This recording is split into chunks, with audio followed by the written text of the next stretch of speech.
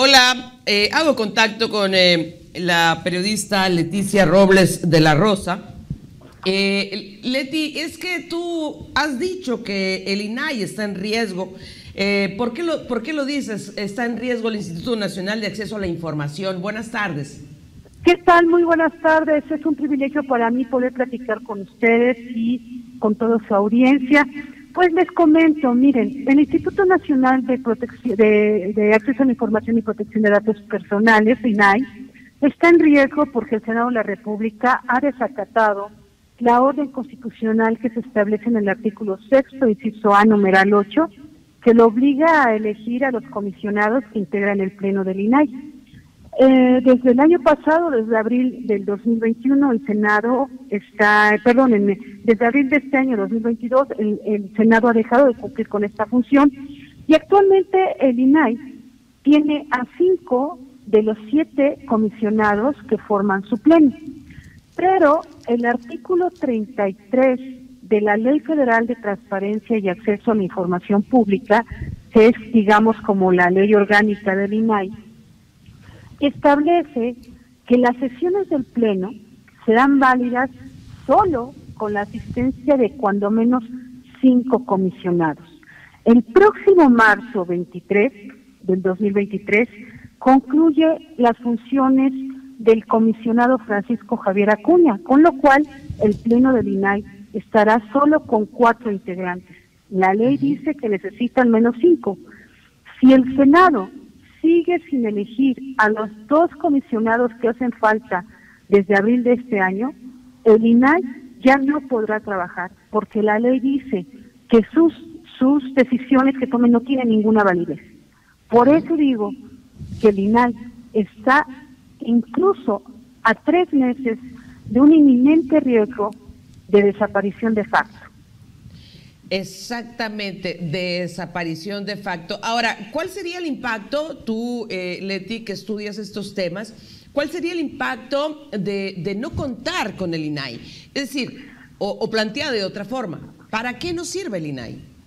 Bueno, el INAI nos sirve para muchas cosas. Está regido por el artículo 6º constitucional que habla del derecho de todos los mexicanos que tenemos a la información y a la libre expresión. El INAI es el garante de todos los mexicanos para que tengamos acceso a la información de la que nosotros somos en términos estrictos dueños, porque el gobierno federal, los gobiernos estatales y los gobiernos municipales reciben recursos del erario federal, del erario estatal o del erario municipal. ¿Y ese dinero de dónde sale? Sale de nuestros bolsillos que pagamos en impuestos, que pagamos en servicios, que pagamos en productos, que pagamos en muchos aspectos de nuestra vida cotidiana, cuando compramos gasolina, cuando compramos medicina, cuando compramos un jitomate.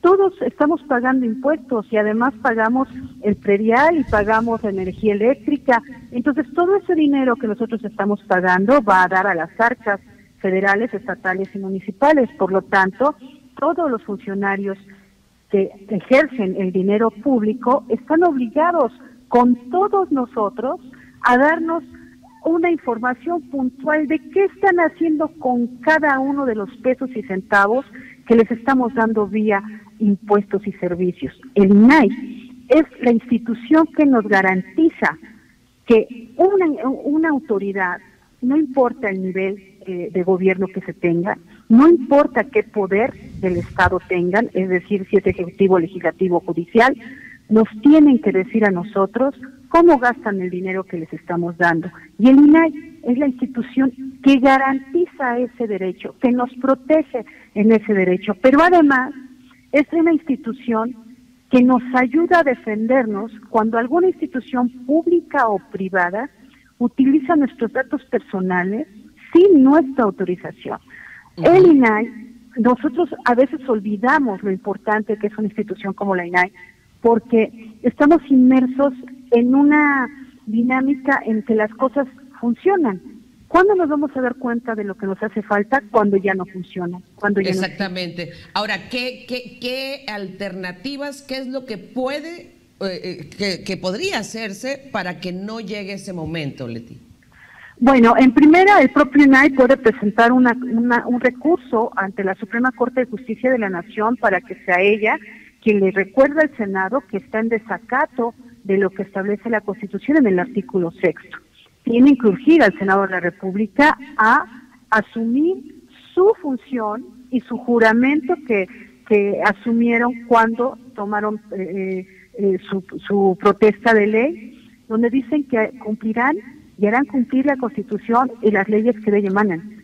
En este momento el Senado de la República está incumpliendo ese juramento, no solamente con el INAI, también con las salas de los tribunales electorales estatales, con algunos vacantes en la Comisión Nacional de Derechos Humanos, con la presidencia del Instituto Federal de Telecomunicaciones, la cual no han elegido. Entonces hay un desacato constitucional y la Suprema Corte de Justicia de la Nación es la institución que nos ayuda al equilibrio en que los poderes de la Unión tienen que cumplir con este juramento de cumplir y hacer cumplir la Constitución. Entonces el INAI puede recurrir a la Corte como lo ha hecho la COFESE, para que le llame la atención al Ejecutivo y el Ejecutivo mande las ternas al Senado y se puedan elegir a los integrantes de la COFESE que le hacen falta. Bien. Entonces, existe eso y también existe un recurso que se llama el amparo. El ciudadano puede ampararse para que el Senado de la República pueda cumplir con esa obligación constitucional. Resulta increíble cómo el Senado está haciendo esto, ¿no? Es decir, muchas cosas de las que nos enteramos los ciudadanos es gracias a los instrumentos de transparencia.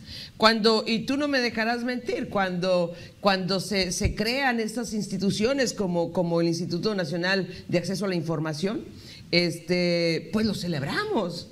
Quienes estábamos deseosos de que se transparentara el ejercicio de gobierno, y pese a estas instituciones se siguen cometiendo tantas arbitrariedades y tanta corrupción desde el poder.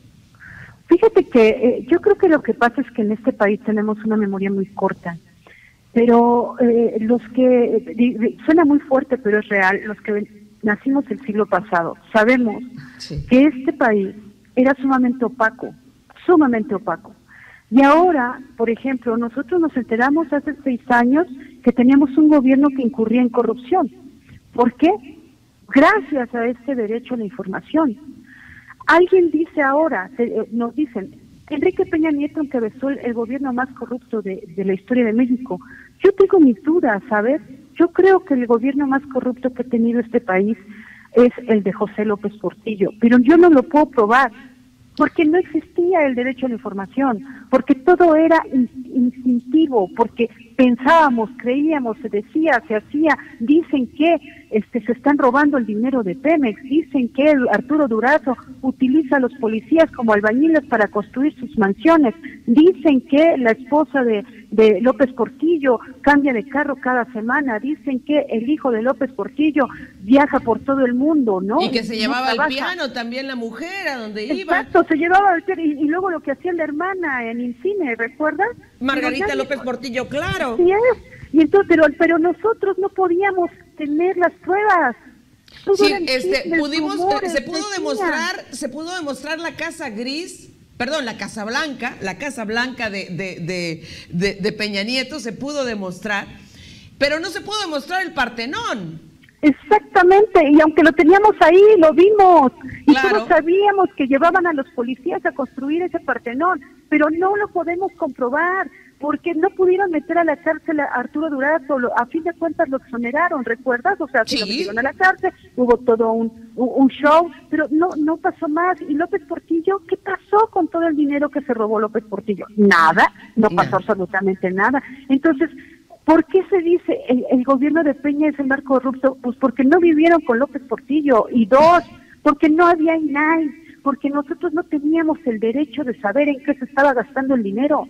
Entonces, si hoy podemos llenarnos la boca y decir, sabemos con pelos y señales que el gobierno de Peña era corrupto, pues es gracias a este derecho a la información, al derecho que tenemos como ciudadanos a saber en qué se están gastando el dinero que sale de nuestros bolsillos. Bien. Entonces, esa es la trascendencia del INAI.